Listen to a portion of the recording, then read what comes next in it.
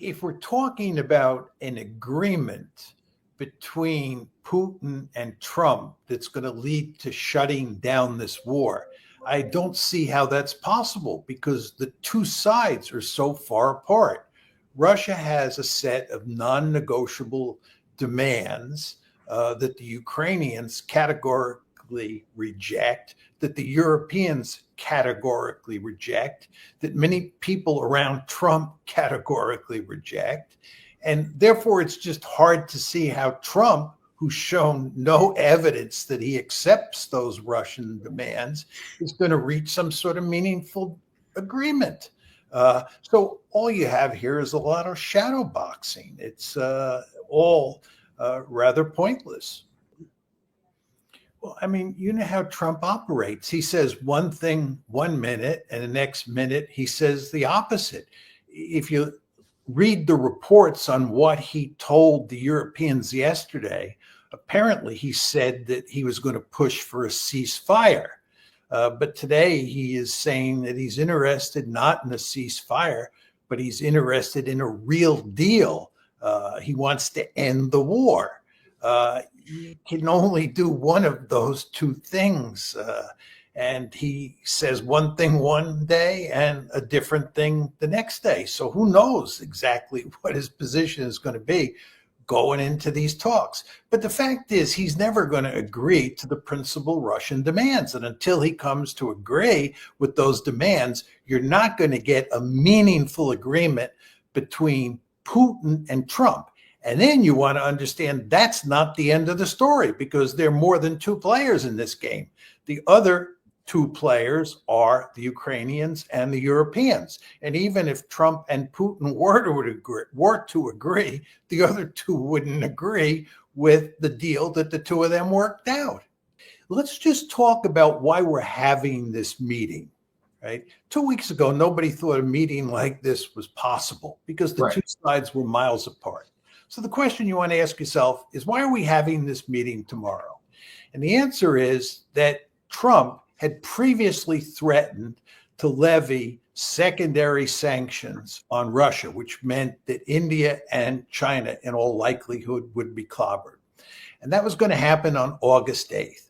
But as we inched towards the August 8th date, he came to realize that he did not want to do that. So he sent Steve Witkoff scurrying off to Moscow to ask Putin to have this meeting. It came out of nowhere. Putin, of course, agreed to the meeting because he understood the pickle that Trump was in. So we get the meeting, and on August 8th, there were no secondary sanctions. So Trump solved the problem. But here he is in the clip that you just showed talking about sanctions again. He just gotten out of the pickle, and now he's getting back into the pickle. This is just hard to understand. Why is he threatening very severe sanctions when that card is not worth playing? And in fact, it's just going to lead to all sorts of trouble because he can't employ it against the Chinese. They have too much coercive leverage. The Indians have told him that they will not play along. And if anything, what this is going to do, it's going to drive the Indians into the arms of the Russians. Is that in our interest? Of course not.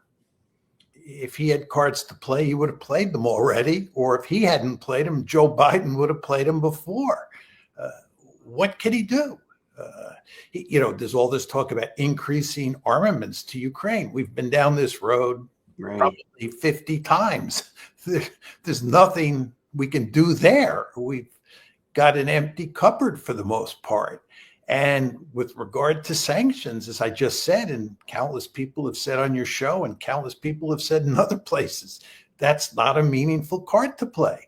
And by the way, what we haven't talked about is the fact that the Russians are now winning in a serious way on the battlefield. If you look at what's happening there, if anything, this just plays to Putin's position, not to Trump's position tomorrow. Putin has never changed his demands going back to the start of the special military operation. Those demands, correct me if I'm wrong, Professor, were incorporated in the Istanbul Agreement, which was every page of which was initialed by the Russian and Ukrainian negotiators. And we know what happened with that. Joe Biden and Boris Johnson got their hands on it. So he's never changed his demands. And today, August 14th, the day before the gathering in Alaska, he is in an infinitely stronger position because of the devastating effects that his military has visited upon the Ukrainian military. Your and my colleague and friend, Colonel Macgregor, says the Ukrainian military is virtually obliterated in large measure because of the last movement of Russian troops in the past week. Agreed? Yeah, I think that the Ukrainians are in deep trouble, and Colonel Macgregor is correct. And again, this plays to Trump's advantage, Putin's advantage in a really big way tomorrow. Putin has no reason to want to compromise at this point in time, given events on the battlefield. And the other thing is, as I've stressed before, it's very important to understand that what's happening in Ukraine from Russia's point of view is an existential threat. People in the West, for the most part, refuse to accept the logic of that position. But it doesn't mean anything whether they in the West accept or reject Putin's thinking. What matters is what Putin and his lieutenants think. They all think they're facing an existential threat, and they think it's absolutely essential that these demands that they've put on the table be accepted by Ukraine and the West.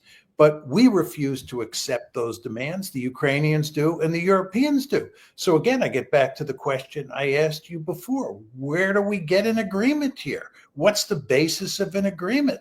I don't see any basis of a peace settlement. I hope that I'm wrong. I hope that I've been missing the obvious. But, you know, we've gone back and forth, the two of us. You've talked to all sorts of other people on your show, and nobody sees a magic solution to this problem. And I think that's because there is none. Here's President Zelensky's view of tomorrow. Chris, cut number 6. It is impossible to talk about Ukraine without Ukraine, and no one will accept that. So the conversation between Putin and Trump may be important for their bilateral track, but they cannot agree on anything about Ukraine without us. I truly believe and hope that the U.S. president understands and realizes that.